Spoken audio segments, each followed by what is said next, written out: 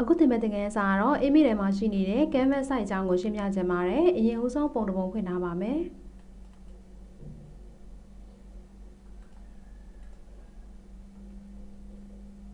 crop 2ကိုယူပြီးတော့ပုံကိုမတို့ဒီမှာ site ချိုးထားပါမယ် 1.1 1.25 resolution ကို300 pixel inch နဲ့ပဲ site ချိုးထားပါမယ်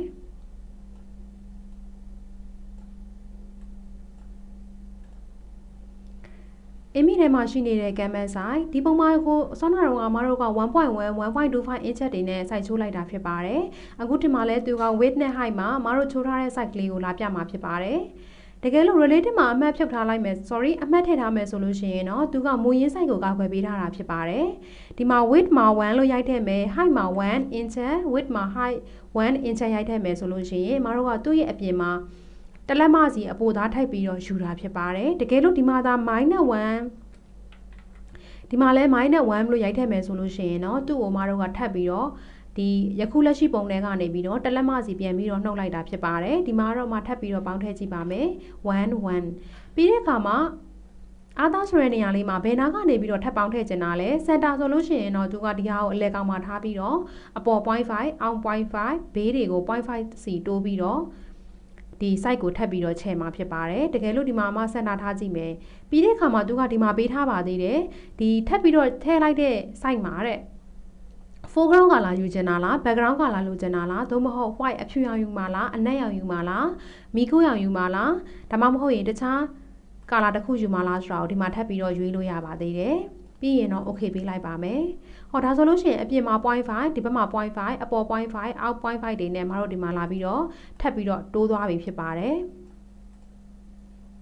ပြန်ခေါ်ချင်တယ်ဆိုရင်တော့ edit မှာရှိနေတဲ့ undo နဲ့ပြန်ခေါ်မှာဖြစ်ပါတယ် control order z ပေါ့နော်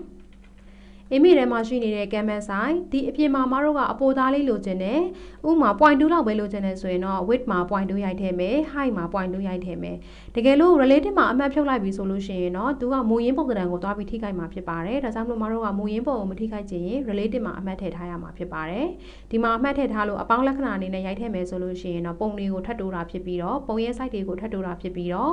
ဒီမှာ minus နဲ့ရိုက်ထည့်မယ်ဆိုရင်တော့ပုံထဲကနေပြန်ပြီးတော့နှုတ်သွားမှာဖြစ်ပါတယ်အခုဒီမှာ 0.2 inch ဒီမှာ 0.2 inch ယူလိုက်မယ်ပြီးတဲ့အခါမှာမတို့ကဒီ down လေးကနေတစ်ချက်နှိပ်လိုက်မယ်ဆိုရင်သူကအခု 0.2 တိုးလာတဲ့ဟာလေးတွေကဒီ down ဇုံးလေးတွေမှာတိုးသွားမှာဖြစ်ပါတယ်တကယ်လို့ဒီ down လေးကိုတစ်ချက်နှိပ်မယ်ဆိုရင်တိုးလာတာတွေကဒီဘေးနားလေးတွေမှာတိုးသွားမှာဖြစ်ပါတယ်ပြီးရင်တော့ okay ပေးလိုက်ပါပြန်ခေါ်ချင်တယ်ဆိုရင်တော့ undo နဲ့ပြန်ခေါ်လို့ရပါတယ် image ထဲမှာရှိနေတဲ့ canvas site ကိုနှိပ်ပါမယ်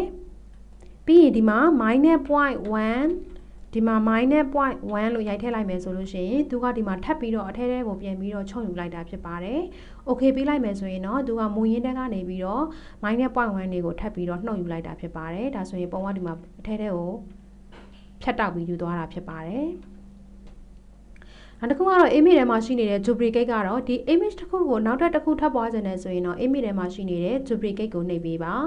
ပြီးရင် okay ပေးလိုက်ပါမယ်။ဟောဒါဆိုလို့ရှိရင်ဒီမှာ image ကနှစ်ခုပွားသွားပြီဖြစ်ပါတယ်။ထပ်ပြီးတော့မတို့ထပ်ပြီးတော့ duplicate လုပ်ချင်တယ်ဆိုရင်လည်း image ထဲမှာရှိနေတဲ့ duplicate ကိုနှိပ်လိုက်ပါ။ okay ပေးလိုက်မယ်ဆိုရင်သူကဒီမှာထပ်ပြီးတော့ပွားသွားပါတယ်။ image ထဲမှာရှိနေတဲ့ duplicate ဆိုတာကတော့ image တွေကိုနှောက်ထပ်ပြီးတော့ပွားတဲ့အခါမှာသုံးပါတယ်။